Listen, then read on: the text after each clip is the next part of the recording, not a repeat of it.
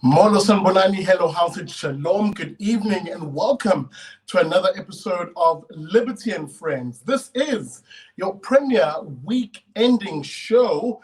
That's right, your weekly news roundup show here on the Big Daddy Liberty Show. My name is Sihle Ngobese, Big Daddy Liberty, and yes, we are cooking with grease. I'm in Cape Town at the moment, and it has been a rather interesting week as we compile that content, which will release to you during the course of next week regarding that new pilot initiative that I've launched, the Mazakele pilot initiative. This is the campaign, of course, Mazakele being a Zulu word for build it yourself, that I'm looking to introduce, that will see me travel across the country, bringing you stories of ordinary South Africans who are doing things for themselves, building things for themselves in the face of the collapse of government. And of course, the message I'll be taking across the country is that South Africans can do exactly that. Build it themselves. You do not have to be reliant on the political system, which is failing most of South Africans, especially those in rural parts of South Africa. So it's a double-edged sword, if you will. On the one hand, advocacy work, going to these communities where things are looking pretty bad and rallying those South Africans to do things, to organize themselves and to do things for themselves. That's the one component of it. The other, of course, is bringing you those stories of those South Africans who already are building things for themselves. So I'm piloting that at the moment, so I'm releasing some in episodes of that. Look forward to it this Wednesday, the second installment of the pilot initiative, the Mazakele series.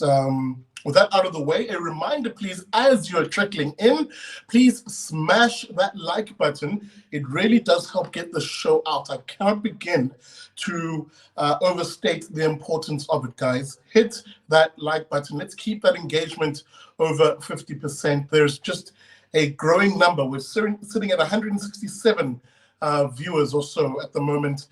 So let's hit that like button, please, as we enter tonight on Liberty and Friends. An interesting, veritable mix of thinkers ranging from some anarchist voices, secessionist types, to a trusted journalist, perhaps the only journalist that I trust in South Africa. I'll bring you those voices tonight. A talk show host, a chap who I don't think I've had on the show, but has been on my show before, and of course a go-to for all things liberty and the legal minds around liberty on tonight's show. So as I speak about them in cryptic terms, I can see they're ready in my little panel here below.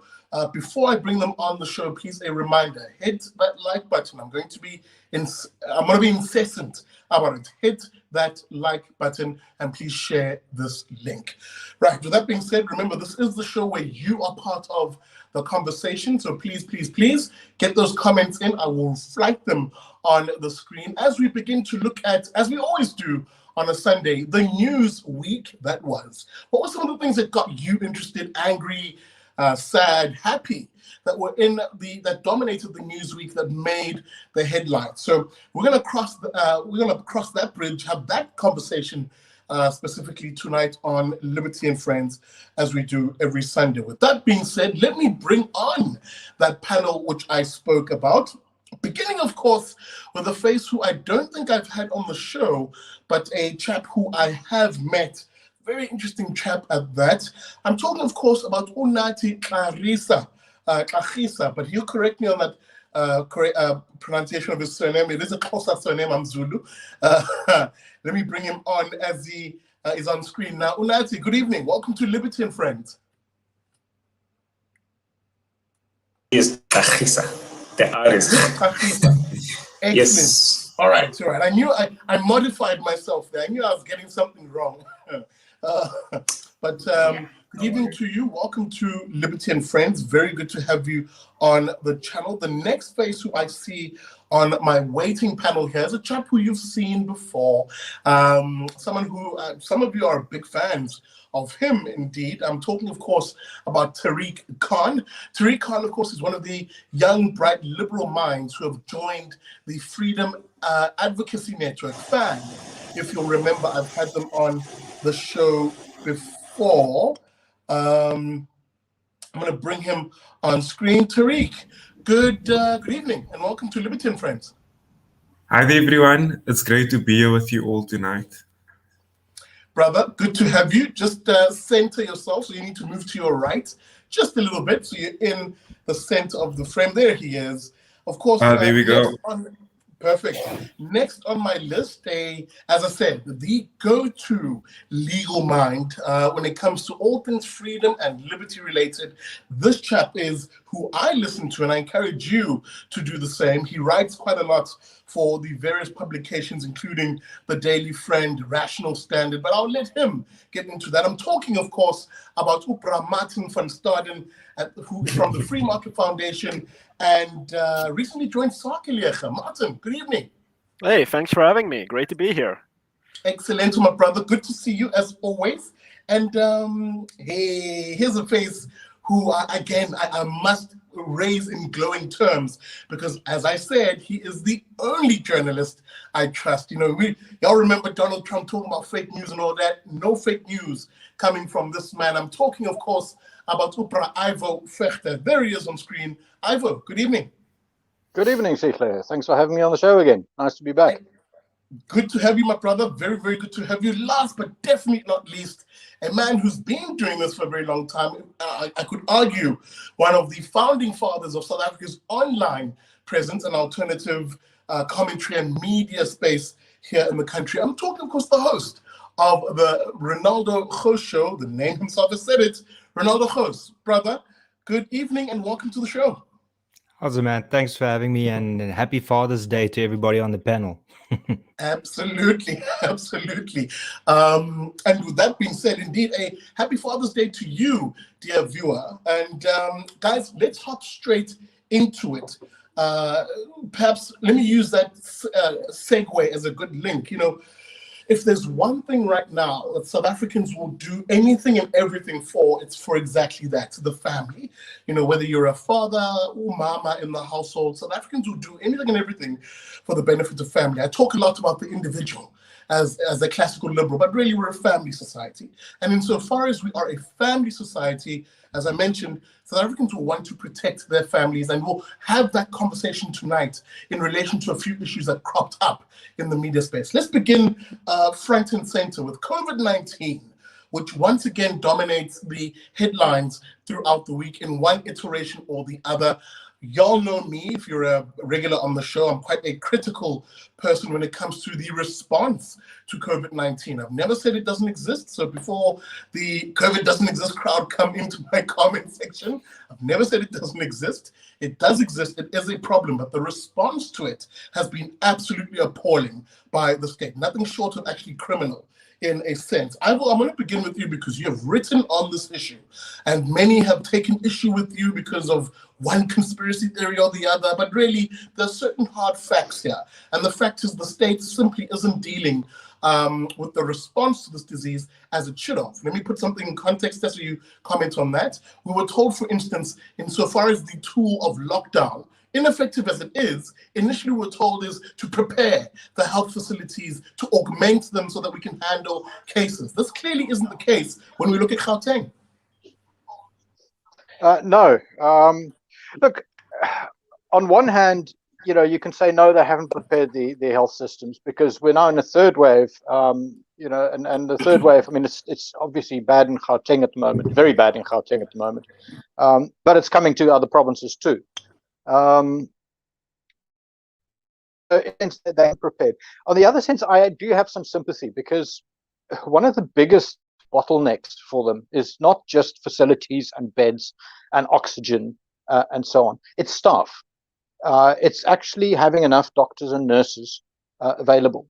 And that is very difficult. They've gone out and they've contracted a lot of nurses in.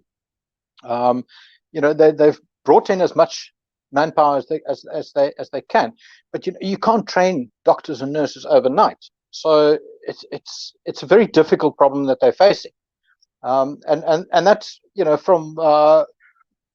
from everything I've seen, that is actually one of the biggest bottlenecks. Is simply that there isn't enough staff, and that's why they have to scale back on non-essential services, make sure that people who otherwise would work in other parts of the hospitals actually start helping out with COVID triage and COVID testing, and now with vaccination and so on. So they're between a rock and a hard place in a sense, and I have some sympathy for the problems that they're facing with overwhelmed healthcare systems. Well, I must come to Martin, because perhaps him and I will have some agreement on a point. I'm going to push back on you slightly, Ivo, just in the sense of having sympathy for them, because for me, the fundamental problem here is the belief, not yours, Ivo, but just generally, that the state can actually even realistically deal with something like this, that somehow the centrally planned nature of the response is adequate or even a requisite feature of dealing with COVID-19, when we're seeing that it clearly isn't. And that the very same people who often make promises that yes, we'll get it right this time, right? Whether it's the vaccine rollout or the augmenting of public health facilities or the like, it simply is just a continuous domino effect of failure. Martin, as I come to you, let me raise this particular issue. So, for instance, just in my notes here, I asked two central questions. We were told, for instance, that lockdown will augment the system, but there's two key facilities that are not even up yet, but money has been spent. Public money has been spent on it. There was a supposed 500 million rand former mine hospital that was meant to be up and running. Nothing of that sort is up yet, even though we all knew the waves, so to speak, were coming. And of course, the more pertinent one, the more recent one in terms of what's been in the news, Charlotte Maxeke Hospital, which had gone up in flames quite recently, still closed to this day. There's hard questions to be asked here about whether we should be trusting politicians at all with delivering a response. Yeah.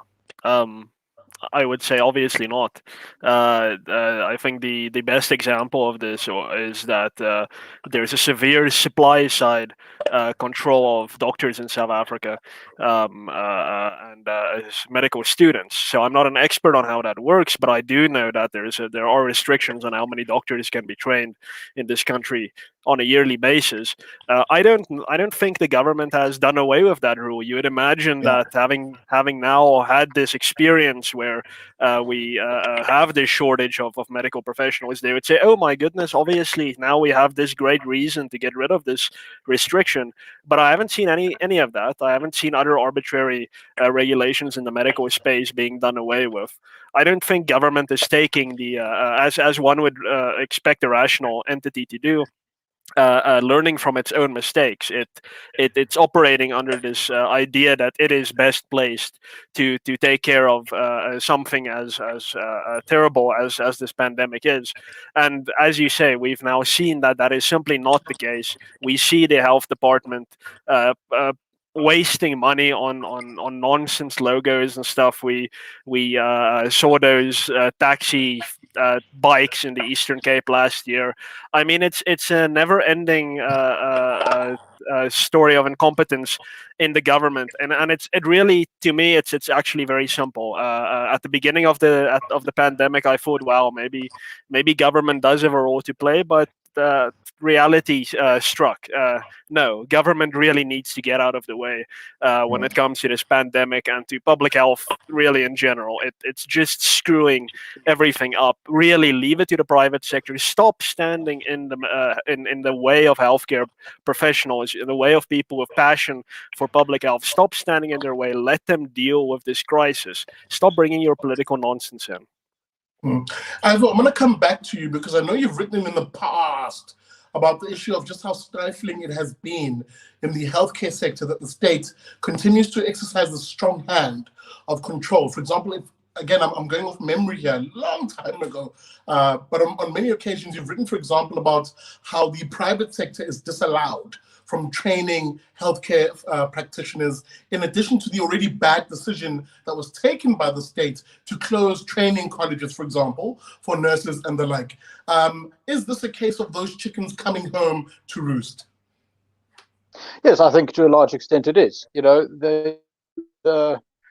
you've got a market where supply will always lag demand because, you know, as I said, you don't train doctors and nurses overnight. You know, doctors could take 7 or 10 years to complete their studies. So you really do need some sort of incentive for and the incentive is, you know, they're very demanding in terms of, you know, compliance with regulations and you know, things like I don't know what they call it, community service for doctors. Yeah. So they're making it very difficult for people to actually enter the sector and supply the demand. So yeah, I think that is a huge problem. You know, as Martin says, yeah, he's quite right. That you know, the government isn't good at anything. You know, so why would we expect it to be good at healthcare? I do think that there is a role for government in public healthcare, especially in a pandemic or an epidemic situation. I do think there is a role for government, but it really does need to bring in the private sector much more. You know, you saw that with vaccines, that they just didn't bother to order them. You know, and we are lagging Zimbabwe, we are lagging Venezuela, we are lagging Iraq, we are lagging Afghanistan in the number of people that we vaccinated, and this is purely due to the government A, failing to order enough vaccines early enough, and B, not allowing the private sector to get involved. Because you know, I remain, if the private sector had been roped in right from the beginning and said, look, you medical aids, you know, whatever, you procure vaccines.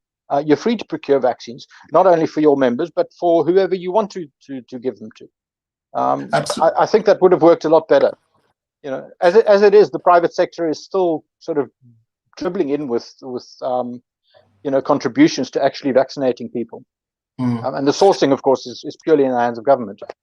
Absolutely. We've just gone over the 15-minute mark.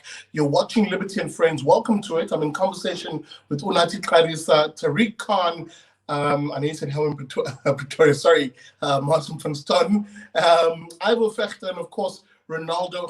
Renaldo, let me come to you, because again, you live in, unfortunately, beautiful as it is, a province which is just simply, arguably the type case or the typecast when it comes to the failure of the state, a state which continues, by the way, to somehow think it can run things. For example, Martin raised the rather hilarious, if not tragic, case of the motor bicycle ambulances that are just found to be a complete waste of money and not effective, and really, you know, an indictment on the Provincial Department of Health there.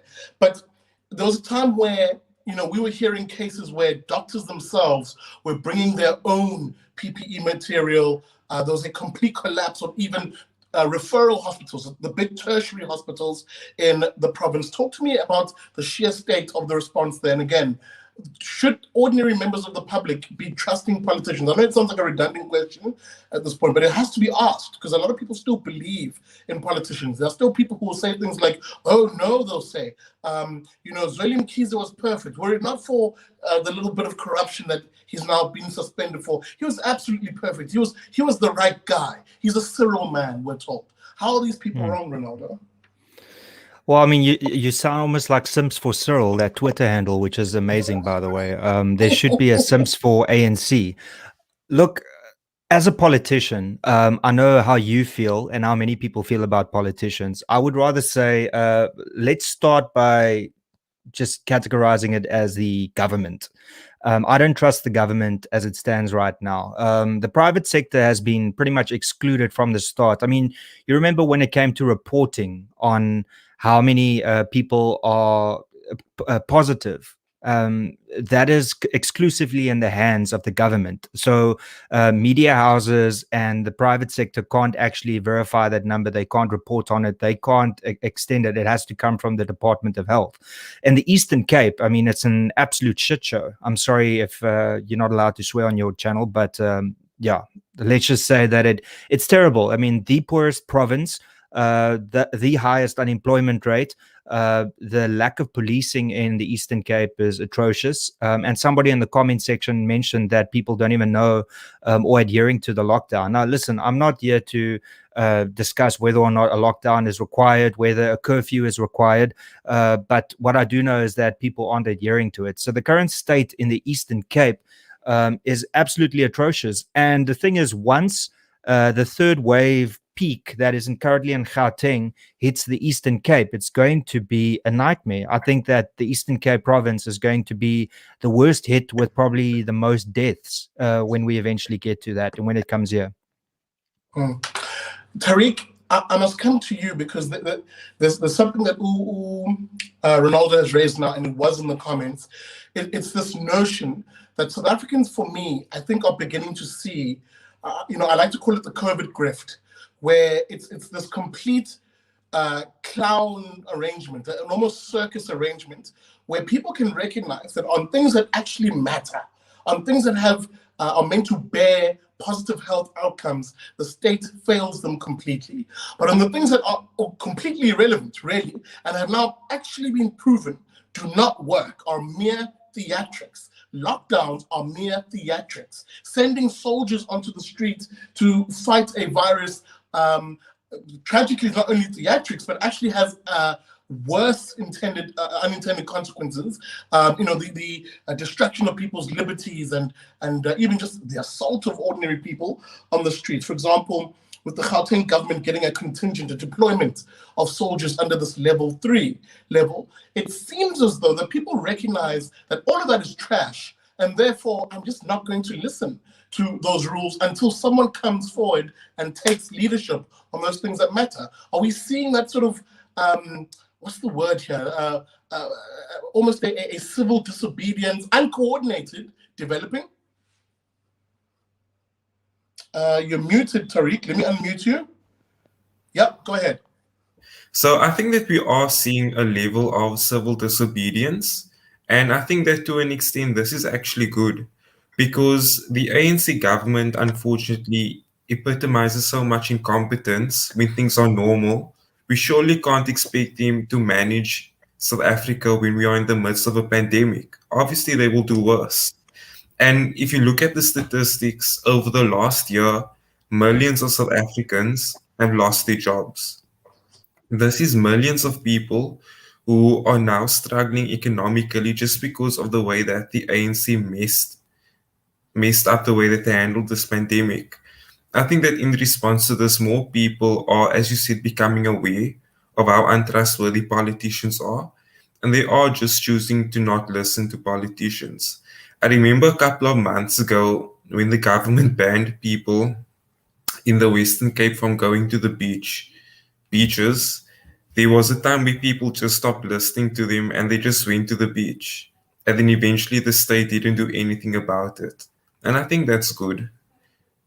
I mean, I think if there's also one thing that the lockdown has taught us, it's that it doesn't really prevent any infections. If you know what I'm saying. Like Yeah. I saw in Sweden, they didn't have a lockdown there, but their infection rate was quite similar to ours. So what was the point of such a harsh lockdown here in South Africa? And that does seem to be the case. I'll come to you, Ivo, just in a moment. I want to bring in Unathi. He hasn't said anything. My apologies, Unathi, since we began the show. Unathi, but there's something I want you to latch onto, then I'll come to Ivo very quickly. Guys, the evidence really is crystal clear in this regard. And unfortunately, it's taken a small band of individuals, experts in many cases, to be the canary in the coal mine, to say, guys, we are wasting money on these non-therapeutic interventions when really we should be pushing cash in the medical interventions that are critically required. Now, I did put a comment up on the screen earlier on because I know people will accuse me of, they'll say you're avoiding the conversation about how these vaccines themselves are bad and blah, blah, blah, blah, blah, blah. Guys, I understand that is the conversation. I really do. But insofar as the conversation we're having here, let's assume for a moment, regardless of your particular view, let's assume for a moment that the correct course of action, as is my view, is to vaccinate those who are vulnerable to the disease, who are the ones who are presenting at hospitals and supposedly crowding them out. If you accept for a moment, regardless of your view, and we'll cover that in other shows, if you accept that that's your view, then surely the policy response of any government, if it is a function of government or the private sector really, is to prioritize the vulnerable in getting them that protection. Unathi, let me come to you for a moment, and then I'll come back to Ivo. It seems to me that we've almost come to a point now, and I speak as someone who is from a township, is from rural SA. Rural folks realize that lockdowns are an assault on them and their ability to provide for those very same families who I began this segment talking about. And they're just the ones saying, you know what, we're done with the political elites. We'll continue with life until someone sorts out this issue. Your thoughts? Oh, thanks for the opportunity, Sis. So, my observation of the situation with especially the township communities, that people there, they just do not trust the government, and that is known everywhere. And the thing is, anything that the government does will be met with a level of skepticism. So even their efforts, even the government's efforts of wanting to help out people, that too is met with skepticism. But to government, their efforts, they are just productive efforts. And as Martin was mentioning, that government doesn't really learn from their mistakes. Those mistakes to them are not mistakes. They are productive efforts, but the problem is that they are counterproductive. Then the natural question becomes, okay, then what purpose are they? What purpose do they really want to achieve? Who do they want to please exactly? So one realizes that no, actually, all of these efforts that they are making, which are mistakes but not mistakes to them, are basically set up. It's like a framework that has been set up for self-enrichment. I mean, we saw with what's this guy Zulim Kize with his business on the side. And I was actually quite shocked because he looked very pious. He looked like a guy who would never harm a fly. But for some reason, he was a corrupt guy. I actually did trust him. I had hoped that he's the clean one among the ANC members, for example. But clearly, we can see that the efforts that government makes, they make the situation worse because people don't even trust the government. So they make the situations worse for the general public. So that's my opinion based on my observation. Absolutely. And Ivo, let me come back to you because there's been quite a lot said here, especially in the comment section. And as I've mentioned to the viewers, even if I disagree with the point, I will put it up on screen, guys. Don't think that we're suppressing any topic here or there's some grand conspiracy to not talk about ivermectin or how these vaccines or what are some people calling it, gene therapy is we'll have that conversation. But Ivo, I'm going to bring something in and I want you to comment on it. And I'll touch on these particular points that are made by guys like Andre and the like. For example, I've said before, openly and publicly, I've had COVID-19 and I'll trust the science, I'll trust the data. I will not be front of queue to take a vaccine because I have the antibodies and my body has a pathway of remembering and identifying this virus and dealing with it if I'm reinfected, as is likely the case. Because we can now see that COVID-19 seems to be a rather seasonal virus and it will be with us for a very long time. Then you have those who say things like, well, this is not a vaccine, they'll say. This is, and I'm treading on very fine ground here because these social media platforms are very quick to not only demonetize but remove videos. But there are those who will then say, well, but these are not really vaccines. They'll say, this is some sort of gene therapy. And we hear a lot of theories, a lot of things being said around this. But what's the bottom line here? Ivo, what should we be taking from this? And please talk to me about the point you wanted to raise. Look, on vaccines, I mean, I don't want to get into the nitty-gritty on that because I don't think we've got time for that. You know, people who say that it's gene therapy or whatever, frankly, they don't understand how these vaccines work. You know, vaccines do not change your DNA or anything. You know, they do not change your genes. So that's just ignorance talking. You know, these vaccines, yes, they use a new technology, which is great because it actually allows for much more rapid development of vaccines and much more specific targeting. You know, so and which is also why, for example, the Pfizer and Moderna vaccines are much more effective than most vaccines we've seen in the past.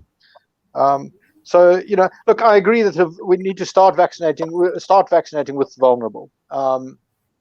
If we want to get to herd immunity, then I think it is worth doing a wider vaccine rollout.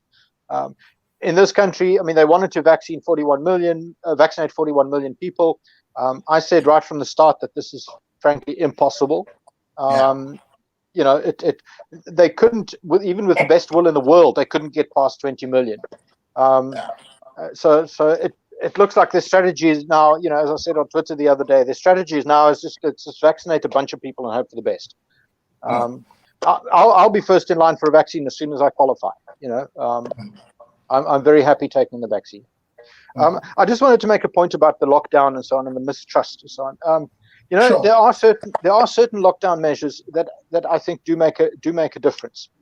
And this is what Sweden actually did voluntarily. You know, people didn't go to bars and crowded restaurants and so on. They did keep social distancing. You know, I think reducing numbers in venues and so on, and expecting people to ventilate indoor venues, you know, those things make a lot of sense. But the government has lost all trust. And the reason is because they started with all these crazy ideas. They was closing all businesses, saying stay home. When for most people, home is you know, a squatter camp or a very high density township, you know, where people often share ablution facilities with 5 or 10 other houses. They can't social distance there. You know, Professor Shabi Mahdi actually said that probably accelerated the spread of the disease. They banned tobacco, which is just a random act of cruelty, and frankly was not scientifically supported at all. They closed the beaches, you know, and the parks. I think, well, the best place you can possibly be is outside. You know, the virus spreads indoors. You know, it's so I agree with measures to keep people out of crowded pubs, perhaps, and out of crowded nightclubs. That makes sense to me. But it doesn't. All these other things don't make sense. So now the government, now people just don't trust the government at all, even when they are taking measures that actually are justifiable, in terms of either slowing down the spread, you know, which reduces pressure on the hospitals, or reducing other pressure on hospitals, like trauma cases, for example. You know, which and that goes to drinking on weekends and the curfew and so on. You know, it does reduce trauma cases in hospitals. I'm not sure that it's justified necessarily, but you know, it does make a sort of sense. It's just people don't trust it, which is why people don't follow the government recommendations at all. And we're going to have this conversation. I'm just keeping an eye on time. We're at the 30-minute mark of the show. This is a 90-minute show. So welcome if you've just joined us. Please smash that like button. Let's keep the engagement, please. Let's get the engagement up to 50%. I'm only seeing 66 likes at the moment, but there's about 340 of us watching. Please hit that like button whilst you're watching. Please keep the comments coming too. I'll throw them up on screen and will occasionally engage them on the show. Welcome to it. This is Liberty and Friends. Guys, before I move us on to the next topic, or have I covered all of my points there? Yes, I have. Actually, I have. I'm going to come to you, Martin. You know, we've seen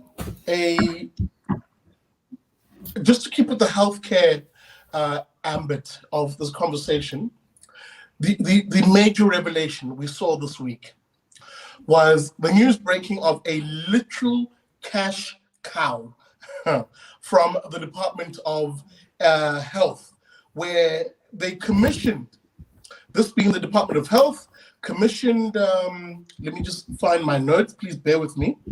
Sorry, I've got a very bright light in my face.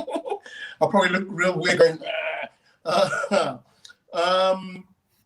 they commissioned, the Department of Health commissioned a cartoon, a mascot, if you will, for the NHI. That's the National Health Insurance, which is being mooted and proposed by the ANC. The NHI, of course, for those who are wondering, would be the effective nationalization of healthcare, all healthcare falling under the government, and spending specifically in healthcare falling under the Department of Health, specifically decisions made by politicians around where all spending would happen. And key to it would be the idea that medical aids, for example, would be expropriated in order to be placed, their funds placed into the risk pool called the NHI fund.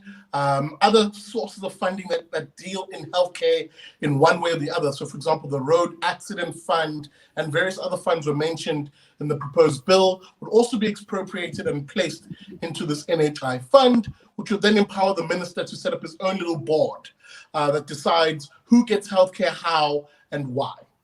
So that was the plan, the NHI plan. And spending, the government has already begun piloting the NHI and spending money on it. And one such spending, we saw the revelation, was around a company called Digital Vibes, which was commissioned by the Department of Health to basically run the communications for the proposed NHI. The one area in which eyebrows were raised is the 314% markup that it charged the department for what was a mascot for this particular campaign. If you look at the thumbnail of this video, you'll see what I'm talking about. It's an effigy, a picture of a cow in a lab coat, presumably a medical cow doctor. I don't know how that makes sense, but they made it make sense.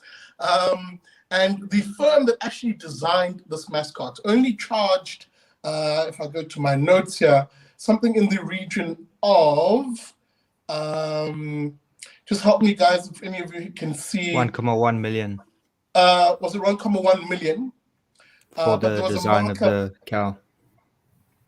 Yes, there we go, sorry. No, actually, the studio that designed the cow only charged 266,000 Rand for the 3D design of the cow. But the company that was subcontracted to the NHI literally milked the department. Yes, I'm using these, milked the department for 1.1 million as their final invoice to. Now, this has obviously raised eyebrows because there's already a lot being said about Digital Vibes and its corrupt relationship with the political elites, and in this case, the Minister of Health. Let me come to you, Martin. Sorry, I just have to set out that background. This is the classic case of rent seeking, isn't it? It's this idea that the state, and especially politicians, when they're given power to be able to control something almost at a 100% level, the beneficiaries of that supposed service, which will be argued is the people, always is the friends of politicians. And we're seeing that here, isn't it? Yeah, absolutely. This is a nice little foretaste for what we could expect if the NHI is adopted and it becomes compulsory to be a subscriber. I don't know what terminology they used to use. I think it's subscriber of this system. It is going to be simply a government misspending and misallocating funds, and you simply won't have a choice but to go along with it. Now, I am one of the lucky few people in the world who had the privilege of reading the socioeconomic impact assessment on the NHI fund last year. This study was conducted, and essentially it was about 60 pages of government just saying, we don't really know how much this is going to cost, and that doesn't really matter because it's good. It's so good to socialize the funding of healthcare that it doesn't matter how much it costs, we have to do it.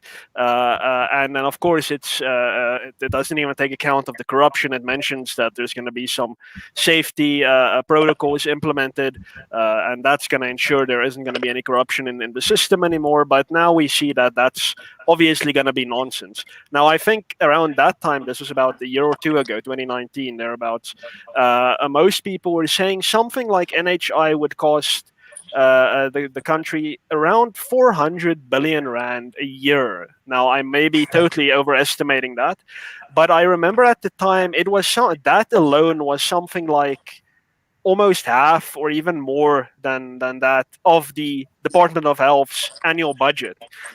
So it's everyone agrees. I think government at a certain level agrees. All the experts, left, right, and center, agree. NHI is simply unaffordable. Professor Alex van der Juffer is a very pro-government healthcare type of academic, and that's fine.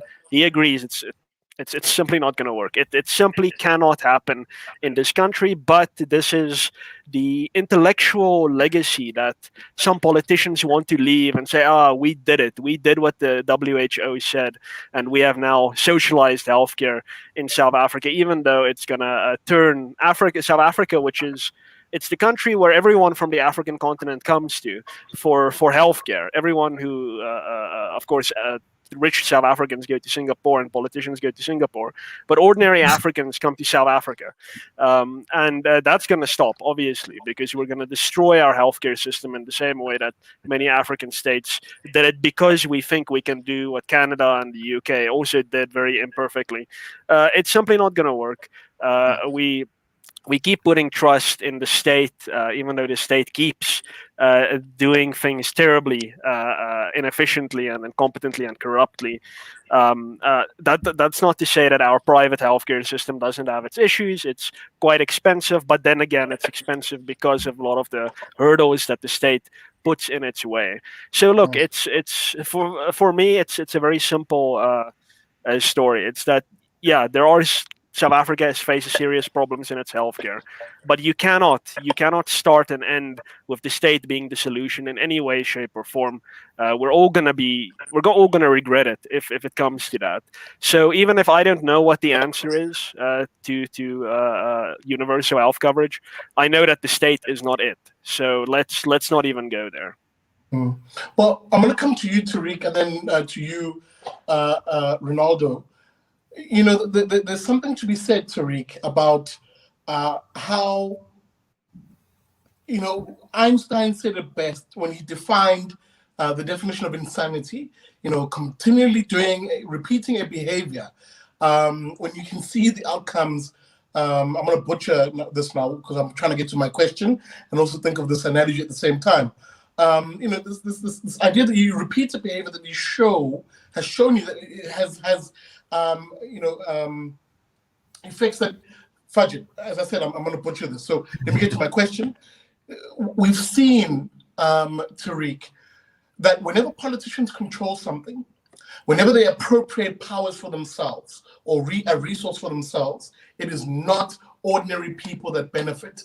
I don't know how much people, how many times people need to see this before they learn the lesson. A good example quite recently is SAA. There was an initial exuberance, a sigh of relief from the public when government announced that, well, you know, we finally learned our lessons in inverted commas, and we're going to release 51%, a majority stake, of SAA to the private sector, we were told. And then we do a little bit of digging, and we see that actually the people who they're talking about are their actual friends, people who are cadres, cronies, and the crooked political elites. The warning bells are there, Tariq, are they not? As the state continuously appropriates more and more aspects of South African society and services to themselves, that the people who stand to benefit are not the people, or ordinary people rather, but their friends. I agree with that sentiment. If you look at what the government is trying to do with all of its other policies, everything seems to be themed around taking away the agency of ordinary South Africans. And there are countless examples to demonstrate this point. First, they are coming for our gun ownership rights. now it might be more difficult for people to actually own a firearm and to defend themselves. They're also going for private property rights, which is our ability to own property and other assets. In another policy that they're proposing is one where the police will now be more centralized.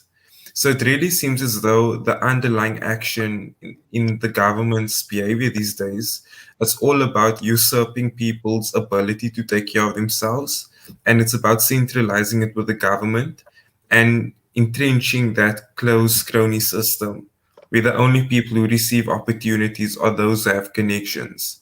And I think things will come to a point where South Africans will ultimately have to decide, do they want to continue being oppressed by the state and its socialist inclinations, or are they actually going to do something and vote for change? Well, that's the question, isn't it? And I'm going to come to you, Renaldo, because I want to put something to you and get your sense on it. You know, I've always been a major advocate of the market being the best way of organizing services like healthcare. That actually you want a competitive market, a free market really, which allows ordinary individuals, families, if you will, to be the ones who are empowered to shop around for the best option for them when it comes to acquiring a service. And the state, of course, can play a role insofar as recognizing our history. You know, for instance, we should be looking at, for example, taking the health department's budget, the yearly money they spend on state facilities, breaking that up into vouchers and giving it those to poor families maybe initially, or all families, depending on how you want to do it, to allow those families to have access to shop around for a medical aid of their choosing. I would argue a system like that is actual universal healthcare versus the ANC government and really the left's definition of universal healthcare, which is the idea that politicians should be at the helm of this big cumbersome system, the ESCOM really of healthcare. And for you, the ordinary Joe, hope for the best. I don't even understand why the government is still playing around with this idea, because if they actually had to poll their voters and see what people want, for instance, the EWC is something that the majority of people don't actually want. The same with the NHI, it's not what they want. I mean, we are entrusting a government that can't keep the lights on 24 hours a day, 7 days a week. And the best part is that ESCOM is the only one that's it. So you've got no competition. You providing a service that you don't have to advertise for, and they can't even supply demand and meet demand rather.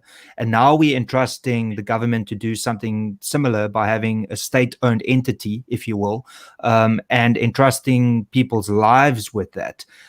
What the government should rather be focusing on is maybe increasing the minimums that already exist with healthcare and with medical aids, and making sure that perhaps the private sector works in a relationship and in partnership with them to provide these services for those that can't, get access to it. As an addition to the terrible state of provincial hospitals as it already is, perhaps improving that and then working with the private industry or the private healthcare system. But to want to overhaul it, as Martin said, and pump billions and billions of rands into it, knowing that the majority of that money is going to end up in a cater's pocket somewhere down the line. I mean, it's just absolutely absurd. And the fact that people, or at least that the government thinks that this is something that their voters and the majority of people in this country want, just shows where they are at the moment in their space.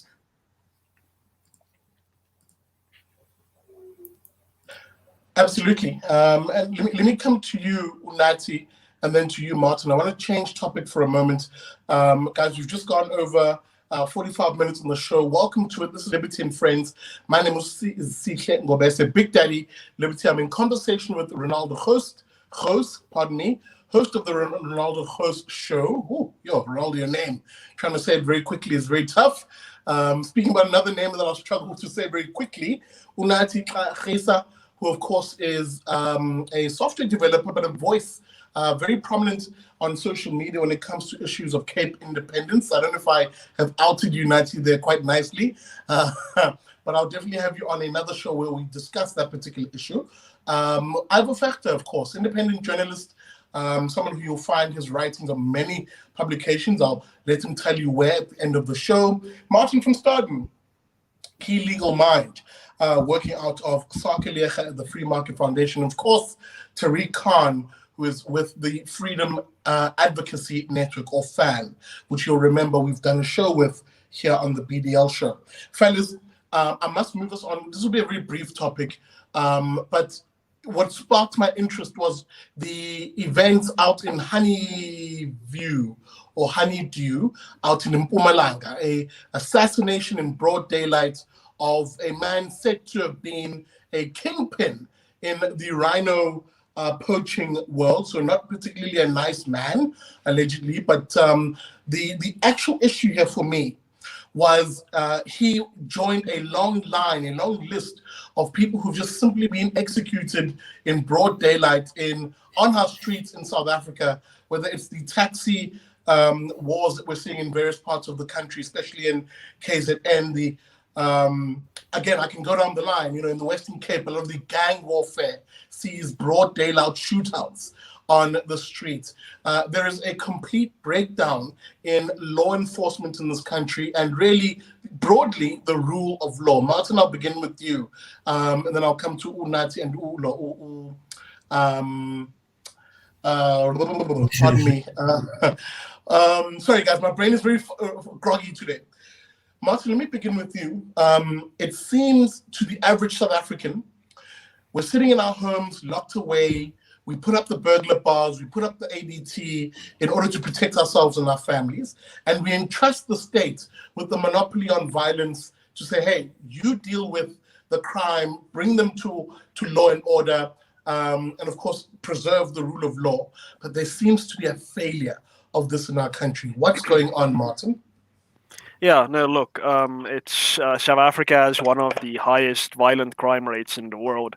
I think Pretoria, I was quite surprised, but Pretoria was one of the top 3 most violent cities in the world, I think, last year during some survey, which surprised me. But yeah, it's endemic. Crime in this country is totally endemic.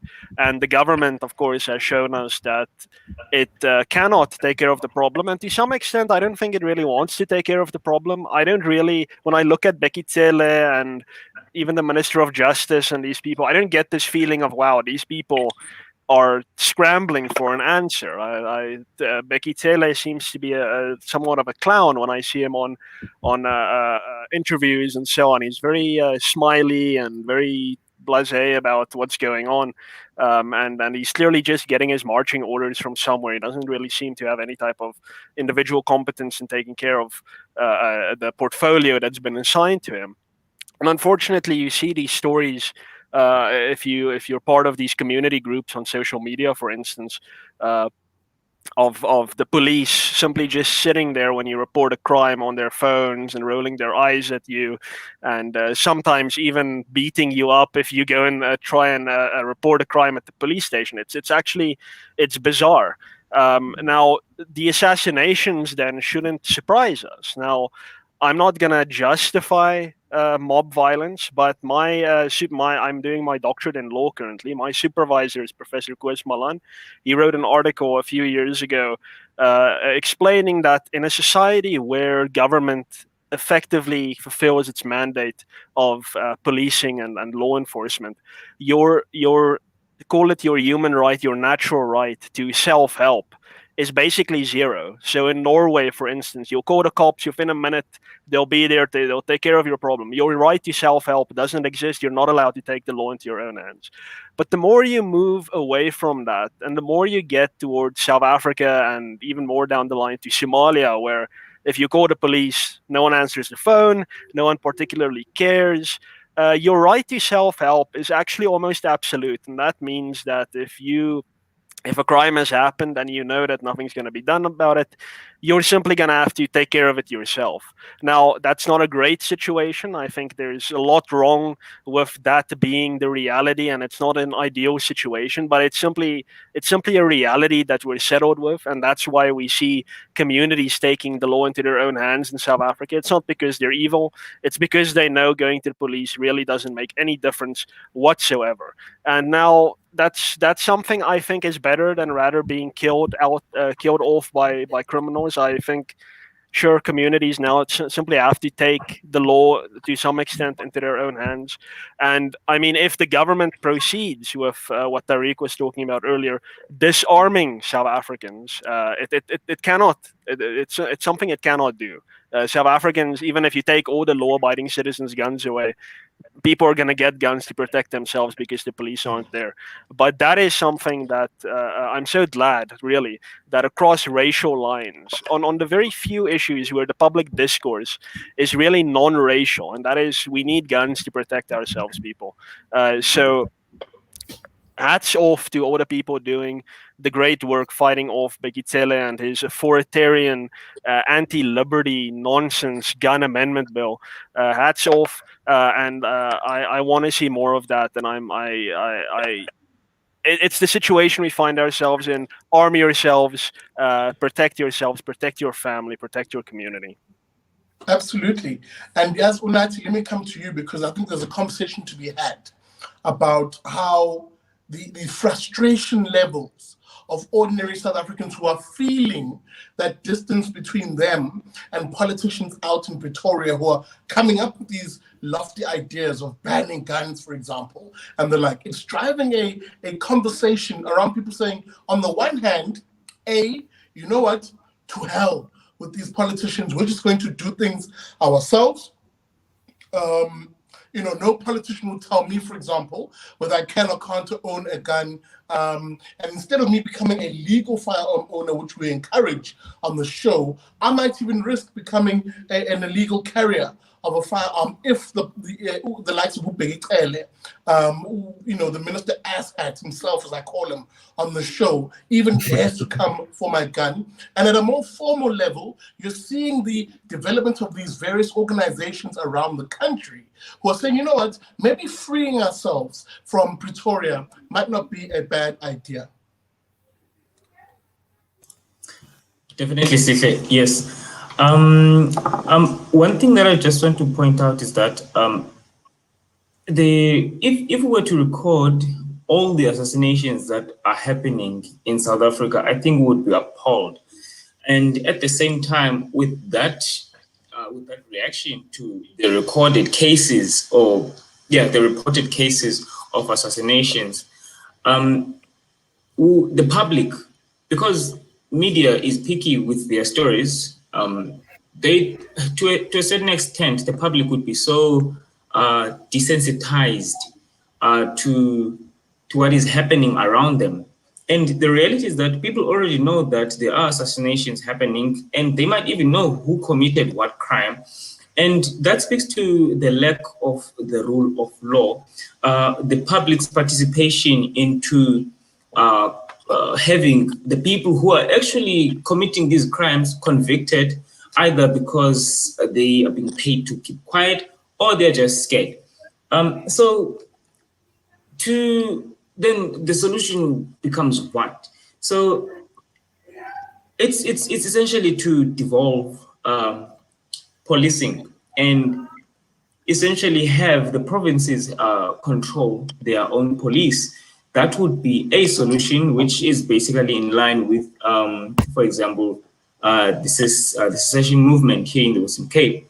So that would be a potential solution. Actually, yeah, or in terms of the DA federalism.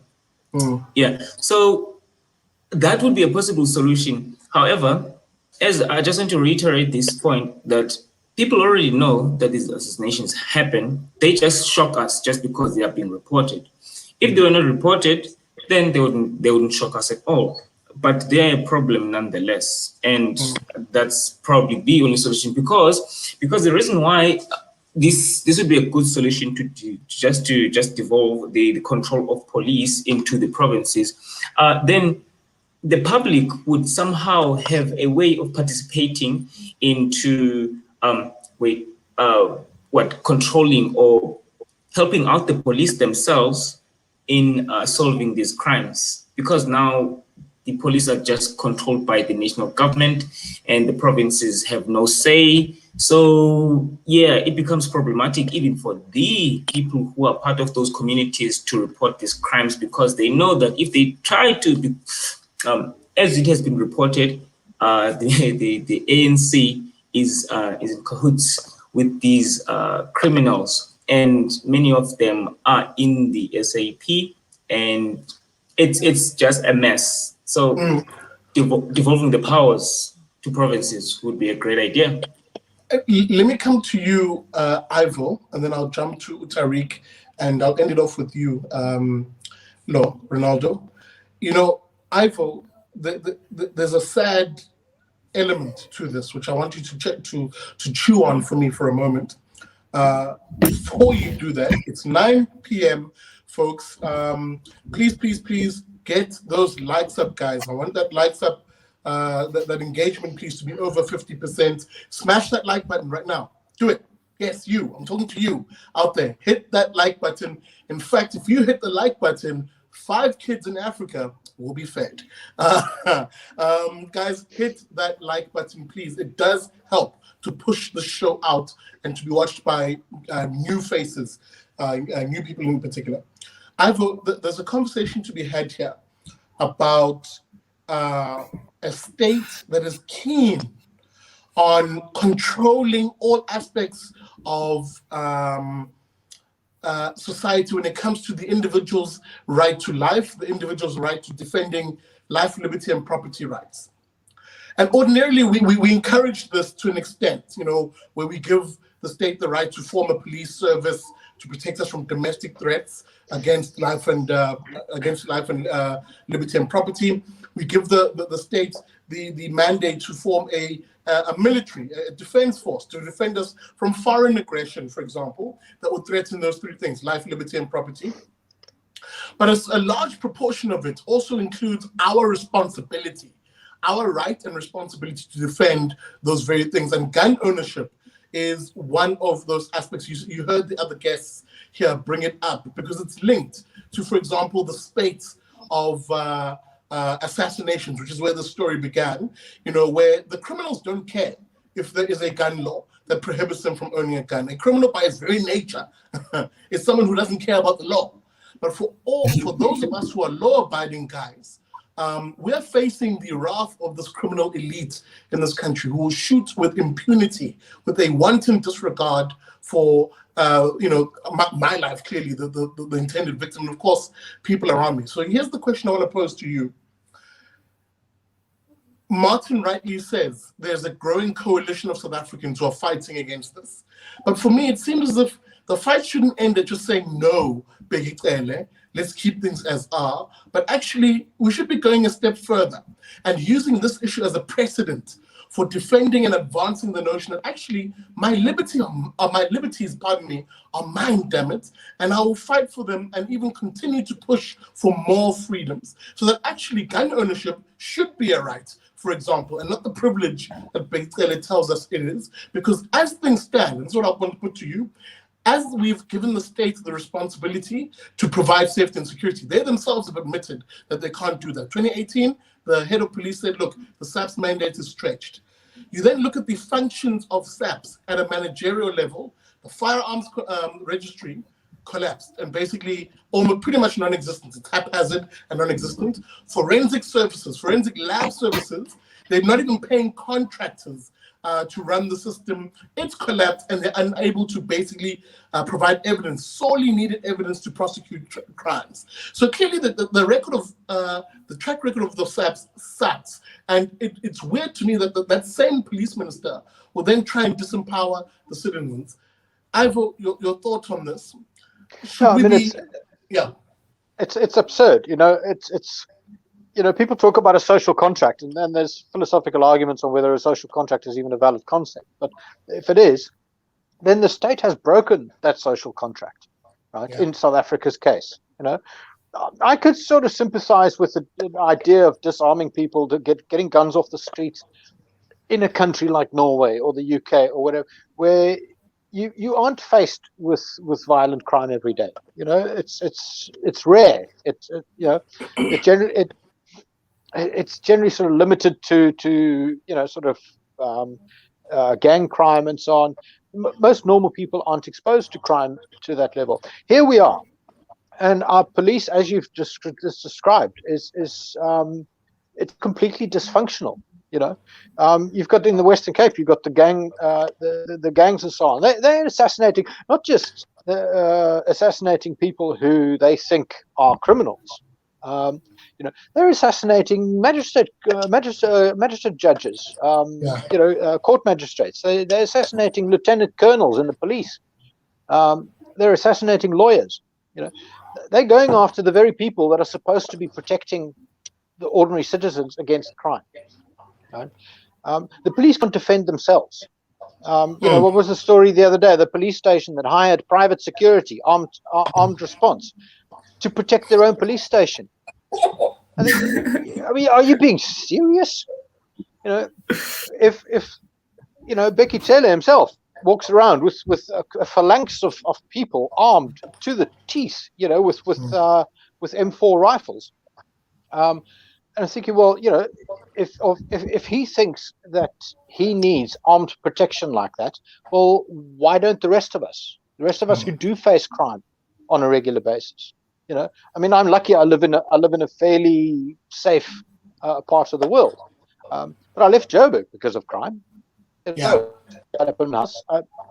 I still had to live in a city, I probably would consider getting a firearm just to protect myself, because I do not trust the police to protect me.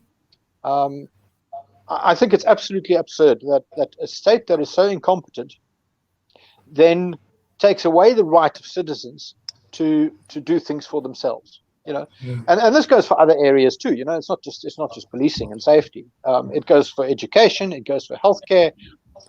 It goes for building toilets. It goes, you name it. Citizens need to take responsibility for their own life and services and so on, because the government clearly cannot do it. And that whole digital vibe story, it's just a microcosm of what's going on. It's crazy that nobody at the Department of Health even had a look at that contract and said, but hold on, why are these people scheduling the minister's appearances? Right? Why doesn't the minister hire a PA for 25 grand a month? To schedule TV interviews and so on. Why are they paying millions to Digital Vibes to do the job that the minister's own staff ought to be doing? It's absolutely crazy. It's dysfunctional from top to bottom, and it's absolutely every government department without exception. So you can philosophize all you like about whether state control is actually a good thing. It isn't, and it's been shown not to be a good thing. Centralizing control, central planning does not work. Absolutely. But it certainly doesn't work in a country where the state is so dysfunctional on absolutely every level. We need to free ourselves of the state. The government in South Africa is our biggest problem. Absolutely.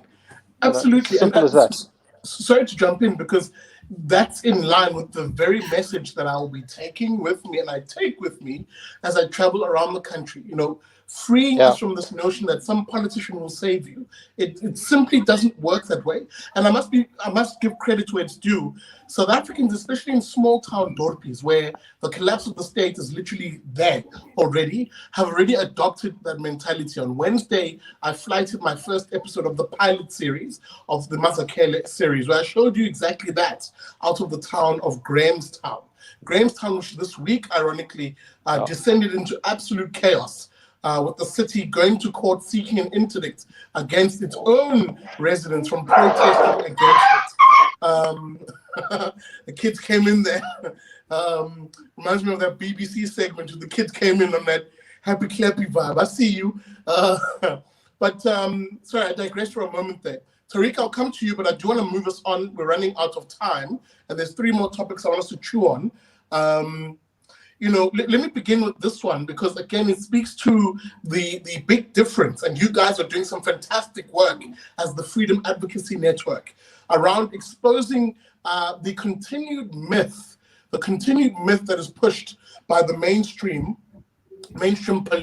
politicians, political elites, and the media, that racism is the biggest problem that we face in South Africa. Racism is pervasive, it's everywhere, we're told, and that it is the single greatest risk to the advancement, the progress, we're told, of South Africa. Versus you guys who presented hard data that shows that actually, no, racism is not our biggest problem.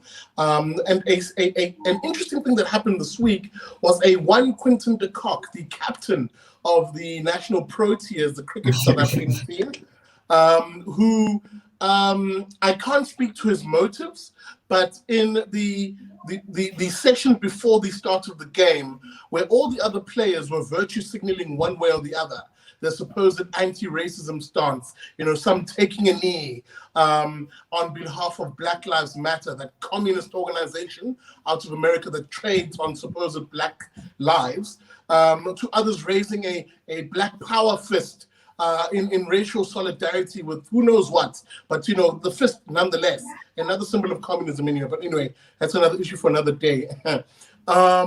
Quinton actually said, no, I will be me, I'll be an individual, I will choose to do what I want to do in this moment, and regardless of the pressure, and I can assure you there's a lot, regardless of the pressure, I will just stand here and commemorate my country and sing the national anthem, something that represents everybody. Your thoughts on the pressure that has fallen on this guy from the chattering classes, who literally, the opinionistas, the journalists, basically formed the mob. They had the pitchforks and their lighters out, and they're coming after this guy. I think the mob that you're speaking about is something that people need to be careful about, because I think there are many instances where it seems as though their true agenda is to promote a totalitarian culture. Just think about it. If this mob truly cared about freedom, then why would they try to try someone in the court of public opinion just because he didn't want to virtue signal at that tournament? I think that it's really destructive, and it really makes it challenging for people to feel as though they can air their opinions without any unnecessary consequences. Fully agree.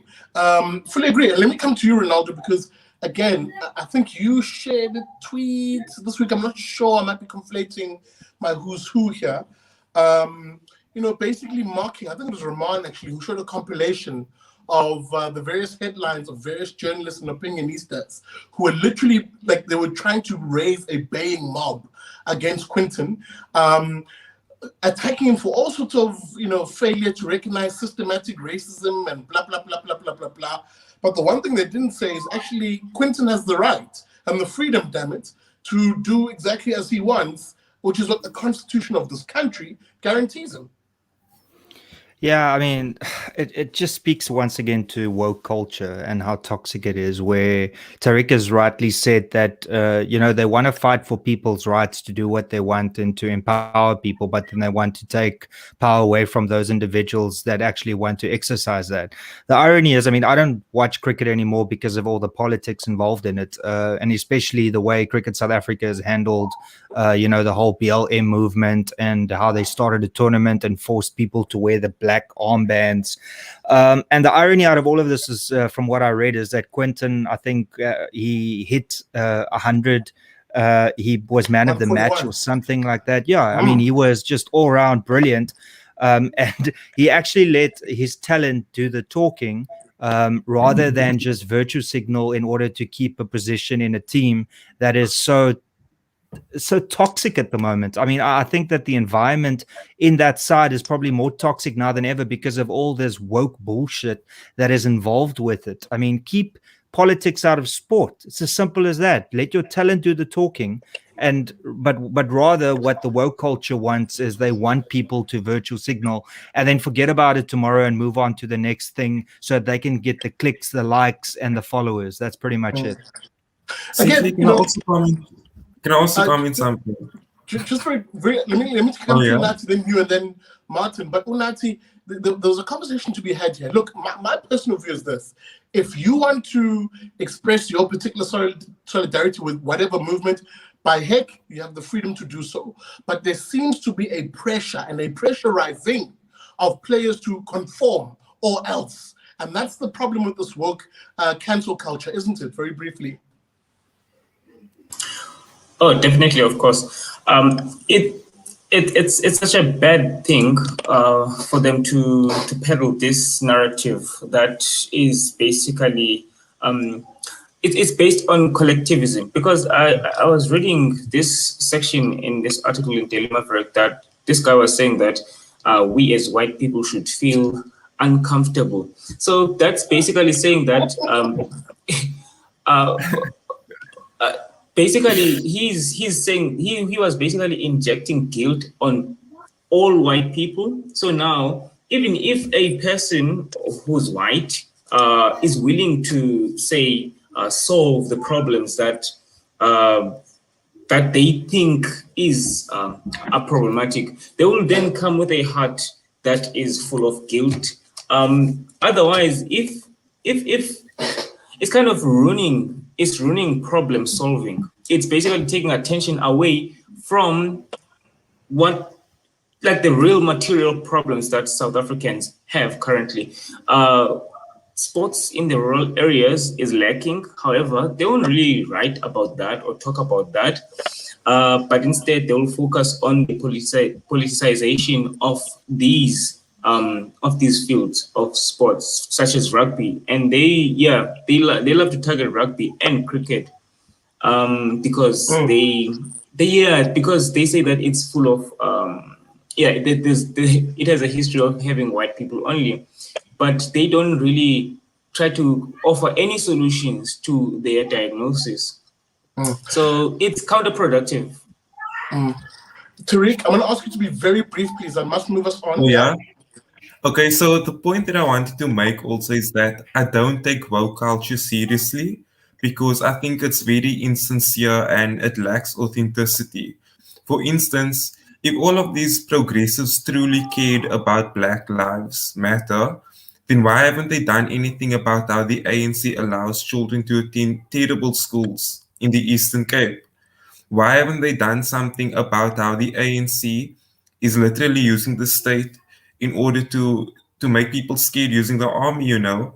Why haven't people done anything about how they are EFF leaders were implicated in the VBS bank scandal? And in the scandal, Black people were the victims. Millions of their money was stolen. Sorry there.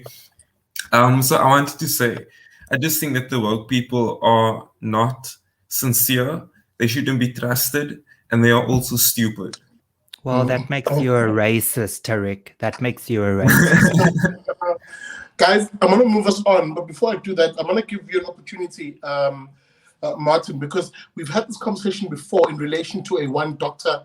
Lushaba, if you remember that conversation we had, which was wildly popular, one of the highest viewed videos we had, where we dismantled this rhetoric that is often used, it really is the purvey of the political elites, work academia, and really the chattering classes, because ordinary folks do not think or look at society this way. In fact, research done by the Institute of Race Relations and the Freedom Advocacy Network proved this, where racism and supposedly racism being problems was the last on their list, as revealed by ordinary South Africans.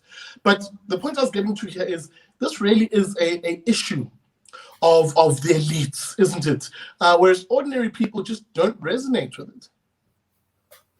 Yeah, totally correct. It's one of those things where politicians see something easy that it's you can almost it's this thing in the void that you can appeal to, that's very difficult to prove, very difficult to disprove. This idea that racism is all encompassing, and if you say it isn't and you point to facts, they'll say, yeah, but you see, you're denying the lived experiences of specific individuals, so that's by itself racist. It's a Kafka trap, and it's a beautiful thing that feeds into the political rhetoric. rhetoric. And the best thing for me about Black Lives Matter specifically, now I'm a radical libertarian, as people would know. I'm no friend of the state police. So when Black Lives Matter started, I was like cheering for them.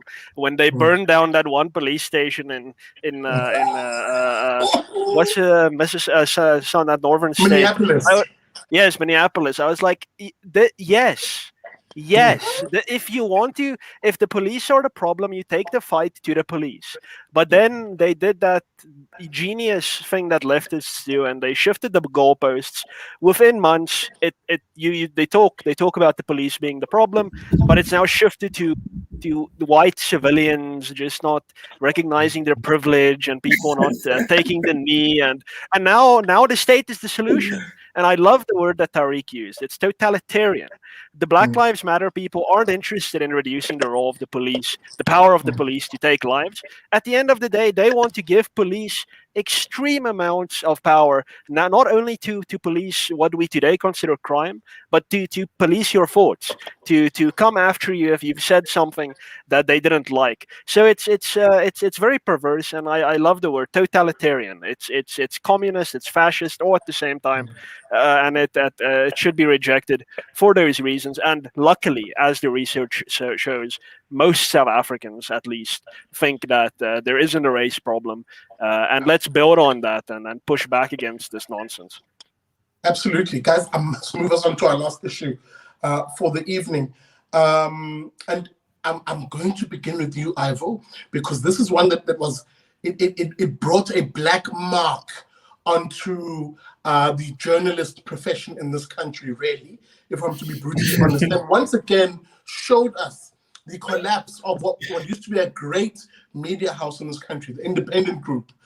The story of the missing 10 decuplets. Where in the world are the missing decuplets? It is a sad indictment that you can have a journalist, a supposedly seasoned journalist like Unathi Gxarisa, write a story about the supposed 10 babies that were yet to be born at that time, and seemingly not do his due diligence, because it's now coming out that, number one, no hospital in Gauteng has a record of these 10 babies having been born, number one. Number two, the state of the babies as to where they are even right now, if they do exist, the parents themselves are not forthright in saying where these children are. So where was the journalistic integrity here to do your proper research? Oh, the father says they don't exist. No, look, please don't call Piet Rampedi a journalist. He is not a seasoned journalist. He is a seasoned liar. He's a seasoned liar. He's done this again and again and again and again. In the service of political masters. So no, he is one of the worst examples in this country, and it's his sort of stuff that is the reason why independent media doesn't subscribe to the press code. Yep. They don't, because they don't want to be held accountable for what they do. They don't fact check their stories. They make things up. Remember when SARS ran a brothel supposedly? Yeah. Remember when Cyril Ramaphosa was pulling out of the race to become president of the ANC? Yeah. Piet Rampedi wrote that he was, right? And here he is, president of the country. Oh, how did that happen? What happened is Piet Rampedi lied. So, no, it's no surprise that something like this happens. I don't know whether he was taken for a ride. It could be the certainly case. Seems, Iqbal Survey, who's Piet's ultimate boss, was very quick to donate R1 million to the father of the supposed decuplets. Yeah. And it seems 99% certain now that they don't exist. There's certainly no proof that they do, no evidence whatsoever that they do, other than the word of the mother. Yeah. But can I interject here, Ivo? Because I want you to also address something. Guys, there is one more topic. Sorry, I just remembered. But so can we keep this one short? Because I really want Ivo to chew on this one in particular, because it's within his field. The other issue I wanted you to touch on, when the state, yes, Ivo, we now have a situation where the state came out on this issue looking more honest and more trustworthy on this issue than the actual media, who are meant to be the watchdogs, the fourth estate, as we often hear. The state coming out and saying, guys, you're accusing us, this is them to independents, you're accusing us of a massive cover-up. But we've actually done the due diligence that you should have seemingly done, and we invite IOL to come forward and give us this evidence of this. The response by IOL, it seems like IOL themselves have now become not the news agency, but often the topic of the news in nearly all of the stories that they cover. How is this acceptable? Yeah. What's the view on this? Just as a quick thought. Well, it just shows you how far independent media has fallen. And it's sad. I mean, they've got titles with great legacy. That have great history and that have been part of the media landscape in this country for 100 years, over 100 years. I mean, I think the Pretoria News was first published in 1898.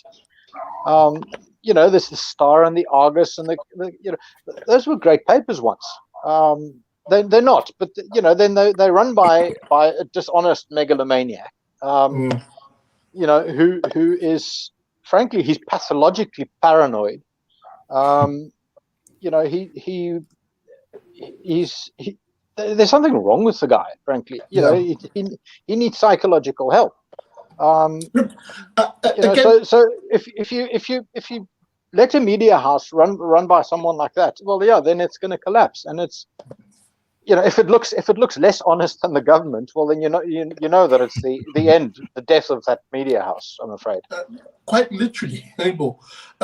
Guys, please pardon me. Can I move us on to one topic that I'll have everybody comment on, because I think it was more important just for on a policy level, and I don't even have the words for it. Once again, a Verwoerd in this country has opined in a manner which suggests that Black people need to be deprived, or in this case, all people need to be deprived of property rights, because they are in favor of EWC, and particularly they said, why doesn't the DA just vote, man, with the ANC on the issue of expropriation without compensation? I'm talking, of course, about Melanie Verwoerd. I'm going to start with you, Martin, because you wrote that piece in response to this. Why is this woman fundamentally cooked in the head on this issue and condescending, really, towards Black folk in particular? Yeah, no, it's terrible, but it's not unsurprising coming from her. But yeah, she said essentially that the DA should vote for the ANC's amendment to the Constitution. They should vote in favor of it, because the EFF's proposal is terrible and the ANC's proposal is safe and measured and moderate. And it's like, if you read it, it's like, what nonsense. The ANC is proposing the end of property rights, and the EFF just says, let's make the state the owner of all property. The ANC says, well, we're just going to end individual property rights as well. So it's not a big difference. But the funny thing is that really prompted me to write this response to Verwoerd is that she said the DA, if they support the ANC's amendment, it will show to the people who support land reform, Blacks, that the DA is serious about land reform.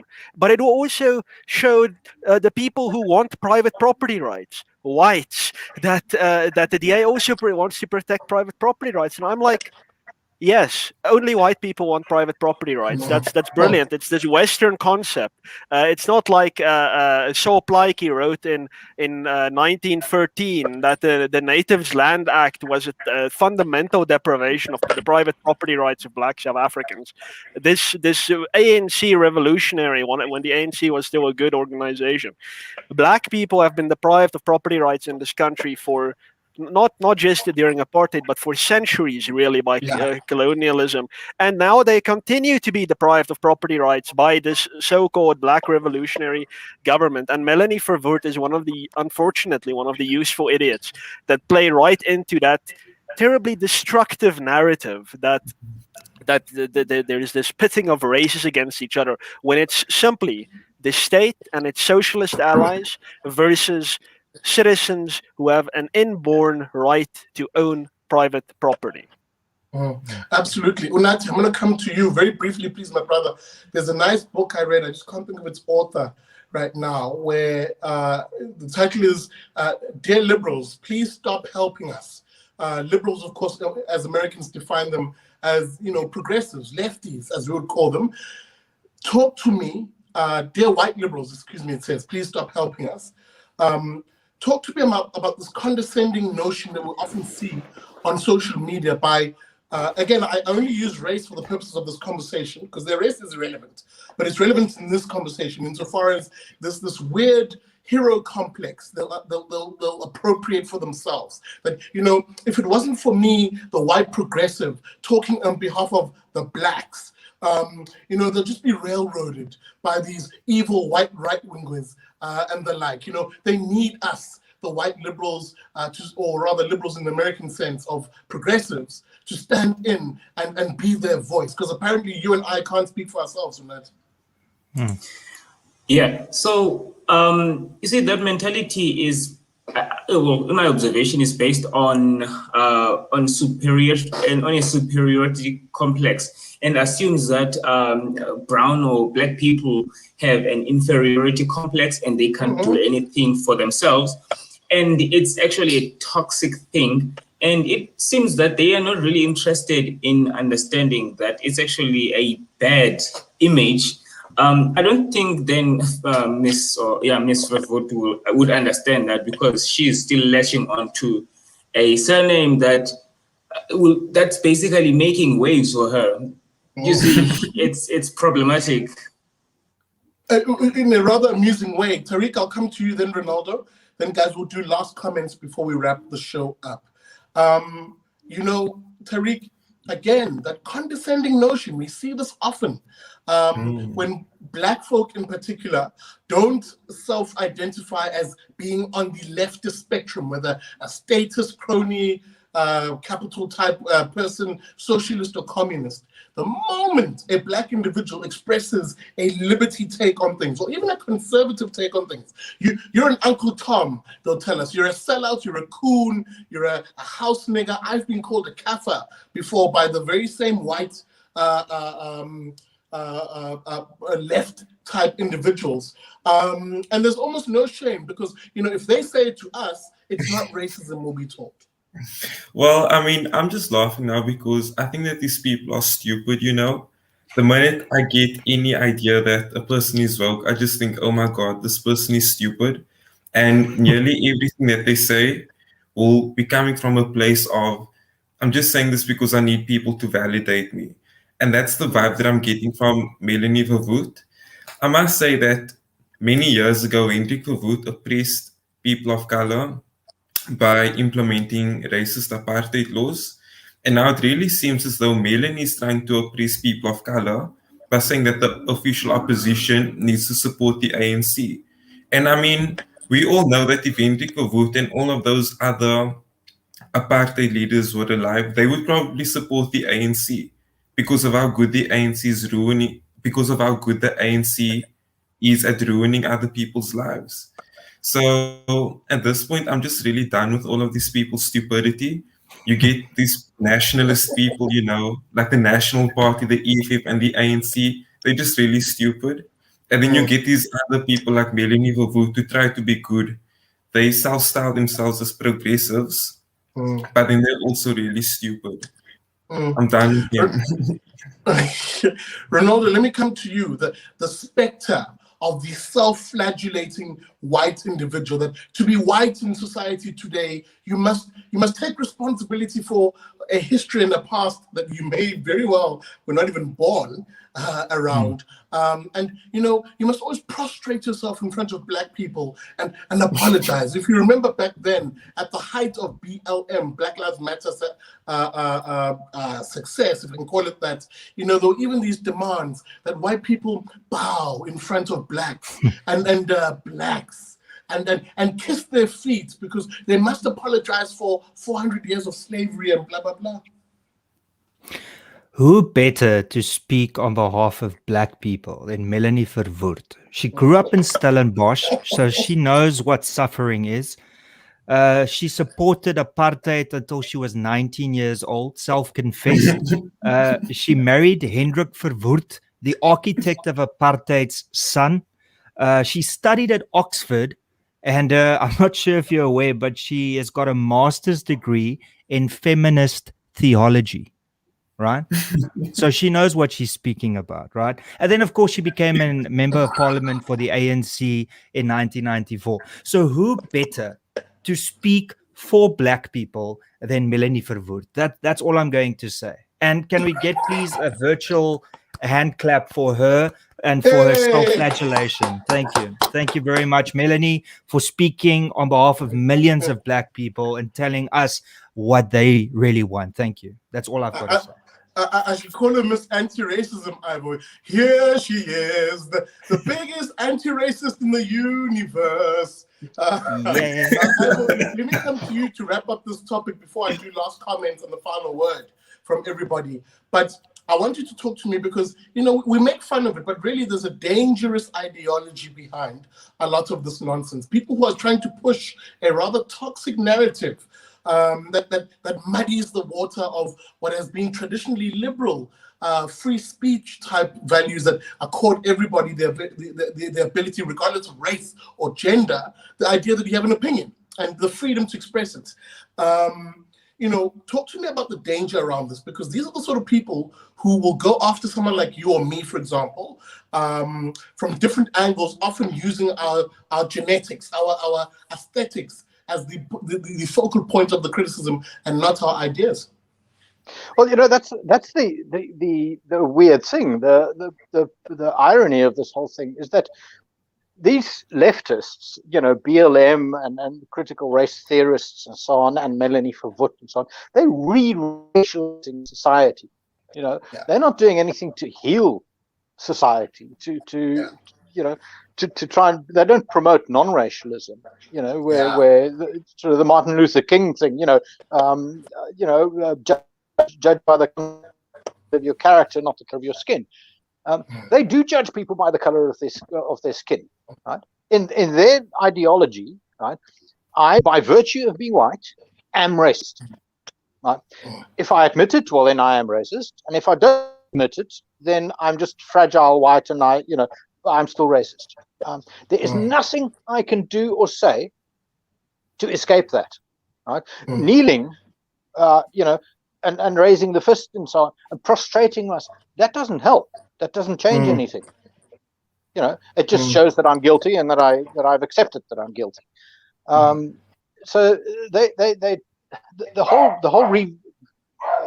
they're reviving racism in a way.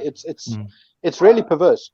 You know, and then there's the practical danger. You know, if the DA, I mean, Melanie is obviously a shill for the ANC. Right? So if the DA votes with the ANC, it votes not on principle, right? It votes on, you know, what to her sounds pragmatic, which is supporting Cyril Ramaphosa against the RET faction, and that is supposedly good for South Africa.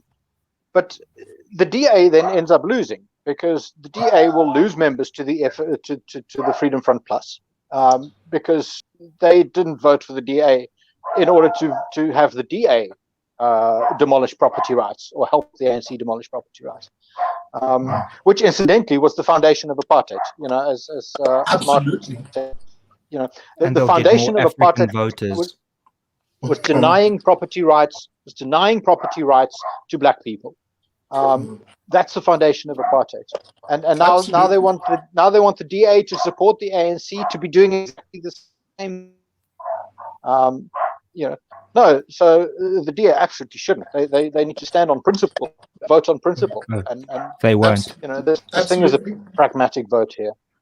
Absolutely. Guys, we're running into overtime. I want to give everybody the final word. Before I do that, I want to say this to Melanie Verwoerd, and I will look directly into the camera to do this. Melanie, you are not the voice of Black people. Do not try to be the voice of Black people. There is no voice of Black people. I am my own voice. I am a farm owner in this country, and I will defend my piece of Africa in Emapumulo, just outside Stanger, against any politician who comes for it using the blighted and poisonous idea of expropriation without compensation. It is not pro-Black, it is not pro-South African, and I'll fight you like I'll fight any other politician who even argues that they're trying to come after my land. You literally disgust me and you repulse me in your naval...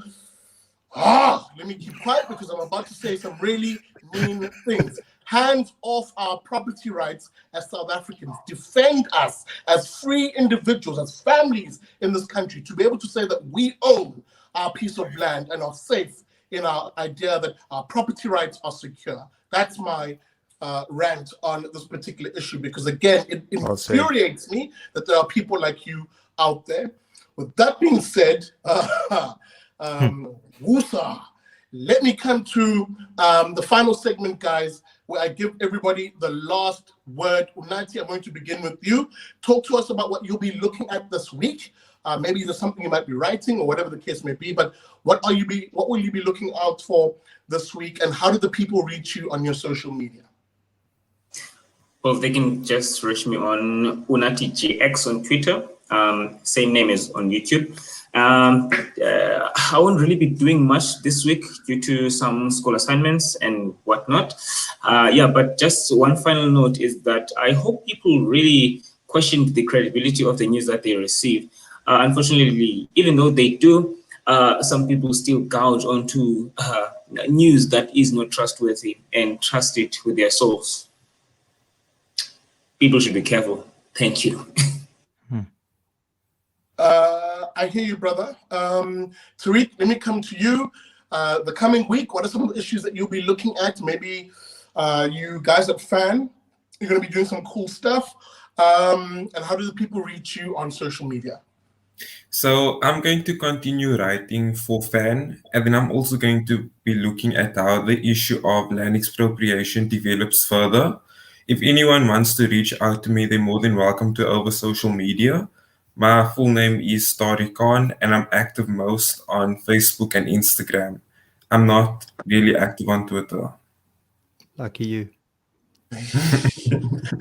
Lucky you indeed. In fact, Renaldo, let me come to you. Bro, what will you be looking at on the Renaldo Gxarisa show this week, and how do the people reach you? Well, you can follow me at Renaldo Gxarisa on YouTube, Twitter, Facebook, everywhere there. I'll be watching this Tuesday. The Democratic Alliance has got a virtual gun summit in which it's going to talk about the idiotic amendment bill for the gun. So I'll be forming part of that. And then, I'll pretty much just be receiving my second firearm this week because I'm getting my license for my second firearm. So if Becky Ele wants to take my firearms, and he can come and pry it from my dead, cold hands. Thank you very much.